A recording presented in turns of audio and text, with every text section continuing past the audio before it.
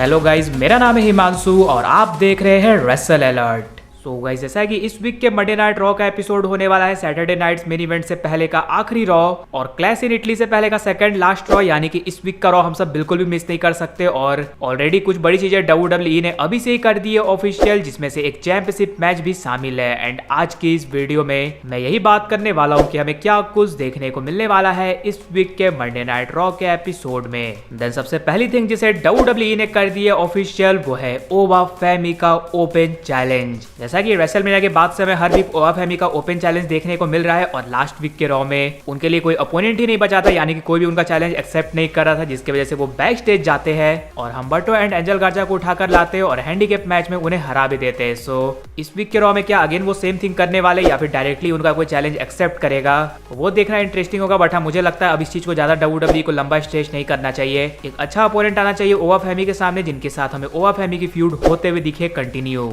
अब वो कौन होता है वो देखना इंटरेस्टिंग होगा। वैसे आपको क्या लगता है कौन वो सुपरस्टार है जो कि ओवा फेमी को बराबरी का टक्कर दे सकता है, वो जरूर से नीचे कमेंट्स में बताना।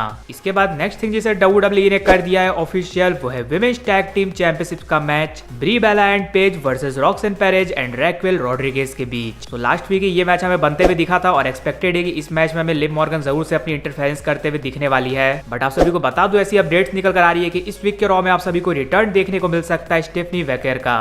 तो हो सकता है कि जब लिव मॉर्गन इस मैच में अपनी इंटरफेरेंस करे देन स्टेफनी वेकर आकर उन्हें रोकते हुए दिखे और चांसेस इसी के ज्यादा रहेंगे कि यहाँ पर हमें ब्री बेला एंड पेज अपनी चैंपियनशिप करते हुए दिखने वाले हैं रिटेन। वहीं जैसा कि इस हफ्ते होने वाले सैटरडे नाइट्स मेन इवेंट में हमें विजन वर्सेस स्ट्रीट प्रॉफिट्स के बीच वर्ल्ड टैग टीम चैंपियनशिप का मैच देखने को मिलने वाला है, लेकिन इस चीज में दो और बंदे इन्वॉल्व है जो कि है Bron Breakker and Seth Rollins. तो हो सकता है अगेन हमें विजन और स्ट्रीट प्रॉफिट्स का जब ब्रॉल देखने को मिले तो इस चीज में Seth Rollins and Bron Breakker दोनों इन्वॉल्व रहे। अब सैटरडे नाइट्स मेन इवेंट में हमें Seth Rollins versus Bron Breakker का मैच देखने को मिलेगा। इसके चांसेस काफी ज्यादा कम हो सकता है इस वीक के रॉ में ही इन दोनों का मैच हमें ऑफिशियल होते हुए दिख जाए क्लैश इन इटली के लिए। बिकॉज भले ही सैटरडे नाइट्स मेन इवेंट हमें इस हफ्ते देखने को मिलने वाला है, नेक्स्ट हफ्ते ही देखने को मिलने वाला है clash in Italy. So WWE के पास ज्यादा टाइम नहीं है, ये चीज हमें इस वीक के रॉ में ही होते हुए दिख सकती है ऑफिशियल। वहीं जैसा कि फिन बैलर की फ्यूड हमें स्टिल चलते हुए दिख रही है जजमेंट डे के साथ, लेकिन सभी फैंस चाहते हैं कि अब इस चीज को WWE को एंड करना चाहिए एंड फिन बैलर इस जजमेंट डे वाली चीज से बाहर निकलते हुए दिखे और उनके साथ कुछ फ्रेश हो।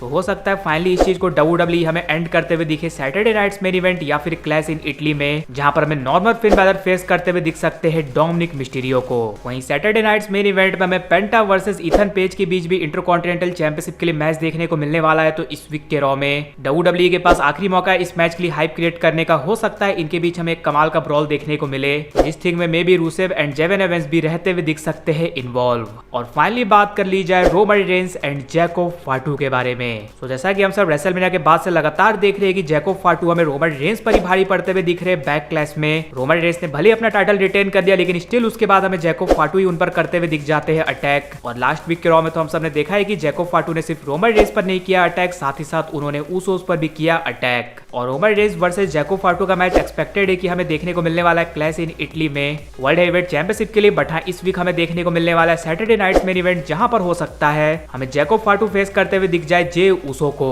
और इसके पीछे रीजन क्या कुछ है वो तो मैंने आप सभी को इससे पहले वाली वीडियो में बताया ही है, यानी कि जे ऊसो ने कहा है कि इससे पहले कि रोमन रेंस तुम्हें सबक सिखाए, मैं तुम्हें सबक सिखाने वाला हूं। बट गाइस, आप सभी को बता दूं जे ऊसो ने और भी काफी कुछ हिंट किया है ब्लड लाइन से रिलेटेड। तो जैसा कि स्मैकडाउन में अभी हम सब देख ही रहे हैं कि सैमी ज़ेन हमें लॉस्ट नजर आ रहे हैं, यानी कि उन्हें ना तो वापस से यूनाइटेड स्टेट चैंपियनशिप के लिए अपॉर्चुनिटी मिल रही है ना कुछ। तो इसी चीज पर हमें जे ऊसो कमेंट करते हुए दिख रहे हैं कि वो लोग अगर नहीं सुन रहे हैं देन कभी कदार तुम्हें कह देना चाहिए भाड़ में जाओ। तो यहाँ से सभी को लग रहा है कि शायद से जे ऊसो हमें सैमी ज़ेन के लिए डोर ओपन करते हुए दिख रहे हैं कि वो पार्ट बनते हुए दिखे ब्लड लाइन का। और अभी एक तरह से ब्लड लाइन को हेल्प की जरूरत भी है, बिकॉज जैकोब फाटू अकेले डिस्ट्रॉय करते हुए दिख जा रहे हैं रोमन रेंस एंड ऊसोस को। तो मे भी हो सकता है अभी जब सैमी ज़ेन के पास करने के लिए कुछ भी नजर नहीं आ रहा है तो वो हमें रोमन रेंस एंड ऊसोस की हेल्प करते हुए दिखे और उनके साथ जुड़ते हुए दिखे। तो इसलिए अगर सैमी ज़ेन रियूनाइट होते हैं ब्लड लाइन के साथ तो इस चीज में हमें और ज्यादा मजा आएगा और एक तरह से हमें सैमी ज़ेन का फ्यूचर भी सेव होते हुए दिखेगा। सो लेट्स सी कि क्या WWE वापस से हमें 2022 वाले टाइम पर जाते हुए दिखती है, जहां पर ऑनररी उसकी तरह हमें काम करते हुए दिख रहे थे सैमी ज़ेन। लेकिन गाइज, आप सब मुझे ये कमेंट कर जरूर से बताना यस और नो में आप क्या चाहते हो, सैमी ज़ेन हमें ब्लड लाइन में ऐड होते हुए दिखे या फिर नहीं। इसके अलावा अगर वीडियो पसंद आएगी तो वीडियो को भी लाइक कर दीजिए और चैनल को सब्सक्राइब करने के साथ साथ उसके बगल वाले बेल आइकन को भी जरूर प्रेस कर दीजिए। तो मिलते हैं गाइज अगली वीडियो में।